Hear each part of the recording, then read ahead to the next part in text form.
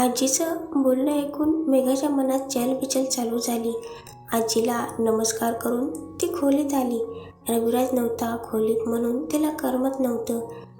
ती स्वतःशीच विचार करत बसली, रविराज आज नाही आहे तर इतका उदास का वाटते? त्याची सवय झाली आहे. आता रविराजवर प्रेम हे प्रेम आहे, मग राघव बरोबर काय आहे? आपण राघवला की रविराजला फसवतोय की स्वतः फसतोय? विचार करता करता तिचा डोळा लागला. सकाळी उठून ती रोजच्या कामाला लागली. पूर्ण दिवस स्वतःला कामात गुंतवून घेतलं, पण रविराजचा विचार डोक्यातून जात नव्हता. घरी येऊन रविराज बरोबर काय बोलायचं हा विचार करून झोपी गेली. सकाळी तिला जाग आल्यावर समोर बघते तर रविराज उभा होता. स्वप्न आहे की खरं आहे तिला समजत नव्हतं. तोच रविराज तिला म्हणाला, तयार होऊन ये पटकन, बाहेर जायचं आहे. मेघा काही बोलणार इतक्यात रविराज नारायणरावांबरोबर बोलायला बाहेर निघून गेला. मेघा आवरून खाली गेली तेव्हा नारायणराव म्हणाले, आपल्या व्यवसायात चढाओढ चालू असते म्हणून आपण हरलो याचं वाईट वाटण्यापेक्षा प्रतिस्पर्ध्याला अभिनंदन करावं, यातून आपल्यालाच प्रोत्साहन मिळतं. रविराज बरोबर आज वसंतरावांचे ऑफिसमध्ये जाऊन त्याचं आणि त्याच्या मुलाचं अभिनंदन कर. मेघालाही ते पटले म्हणून ती घरच्यांचा निरोप घेऊन बाहेर जाऊ लागली. तिथे रविराज तिची वाट बघत होता. दोघेजण सुभाषरावांच्या ऑफिसमध्ये आले. तिथे रविराजने रिसेप्शनवर त्याचं नाव वेगळं सांगितलं. मुलाखतीसाठी आलोय म्हणून सांगितलं. रिसेप्शनवरच्या मुलीने त्यांना आतमध्ये पाठवले. मेघाला समजत नव्हतं काय चालू आहे. ती फक्त रविराजच्या मागे मागे जात होती. केबिनचा दरवाजा वाजवून परवानगी घेऊन ते दोघे आत गेले आणि समोर बघून मेघाला धक्काच बसला. समोर बॉसच्या जागेवर राघव बसलेला. मेघाला पाहून तो पण गडबडला. तू इथे काय करते? मेघा ओरडली. रविराज म्हणाला, थांब मी सांगतो. हा राघव सुभेदार वसंतरावांचा मुलगा आणि बरं का ह्याचं लग्न पण झालंय. राघव म्हणाला, काहीतरी गैरसमज होतोय, मी सांगतो. इतक्यात नारायणराव पोलिसांना आणि गारमेंट कंपनीच्या वरिष्ठ अधिकाऱ्यांना घेऊन आले. या सगळ्यांना पाहून वसंतराव आणि राघव दोघेही घाबरले. रविराजने लॅपटॉपवर एक पेनड्राईव्हवर व्हिडिओ चालू केला. त्यामध्ये एका पार्टीत राघव दारूच्या नशेमध्ये मेघाला त्याने वडिलांच्या सांगण्यावरून कॉलेजमध्ये कसं जाळ्यात ओढलं, टेंडरची माहिती कशी काढून घेतली हे सगळं मित्राला सांगत होता. मेघाला हे सगळं बघून राग इतका अनावर झाला की तिने राघवला मारायला सुरुवात केली. नारायणरावांनी मध्ये पडून तिला थांबवले आणि म्हणाले, तुझ्या वडिलांना हे सगळं त्यांच्या विश्वासू माणसाकडून समजलं होतं.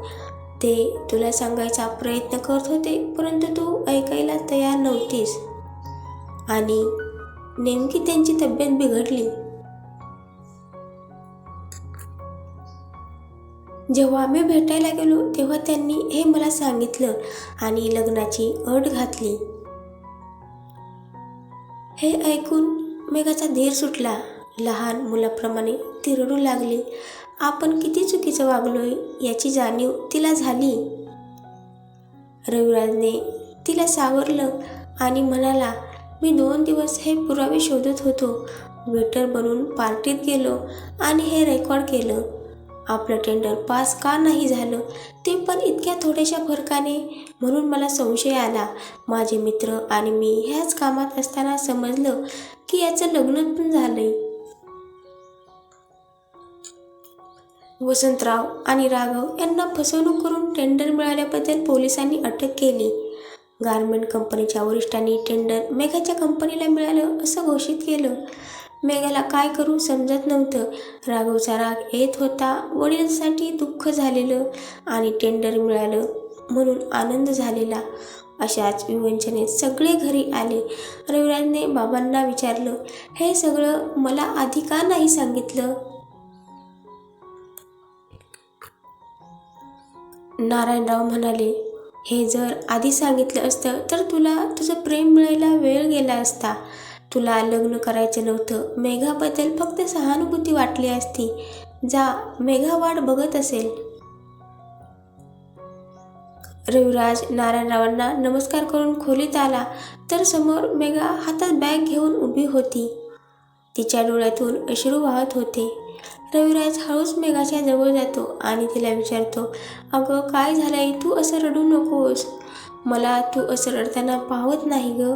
प्लीज रविराज, मला माफ कर. मी ज्याच्यावर प्रेम केलं तो तर धोकेबाज निघाला. बाबांचेही मी कशी वागले. मी एक चांगली मुलगी नाही होऊ शकले. अगं झालं गेलं सगळं विसरून जा. माझ्या आयुष्यात तू खूप महत्त्वपूर्ण आहेस. तू मला आणि माझ्या फॅमिलीला असंच प्रेम करशील का? I love you Megha. तू मला माझ्या आयुष्यात हवी आहेस. आपला करार पूर्ण झाला. हा घ्या त्याचा मोबदला. असं बनवून तिने एक लिफाफा रविराजच्या हातात दिला आणि ती बॅग घेऊन निघून गेली. रविराजने तो उघडून बघितला तर आत 2 स्वित्झर्लंडची तिकीटं होती, ती पण त्याच्याच कंपनीची. तो धावत मेघाच्या मागे गेला. बघतो तर खाली सगळे एकदम हॅपी बर्थडे ओरडले. केक कापून मेघा आणि रविराजने त्यांचा करार पूर्ण केला आणि स्वित्झर्लंडसाठी रवाना झाले.